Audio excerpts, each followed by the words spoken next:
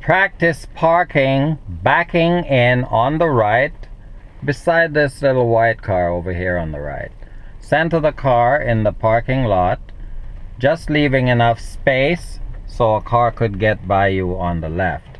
Now signal to the right and just keep going straight. Now we need to back the car into this lane, so we stop when the back of the car is in the middle of this lane, or the lane that the white car is in. Right there. Place the gear selector to reverse. Get all the turns into the right. Then before you move, check all around. Then back off the brake and just keep checking while the car does the job for you. Just keep going all the way and keep checking.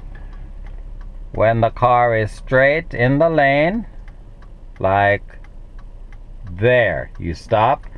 Then straighten the wheel, turn to the left, clock again, then back up completely into the parking space.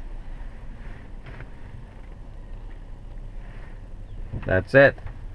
Apply the parking brake, place the gear selector to park. You're done.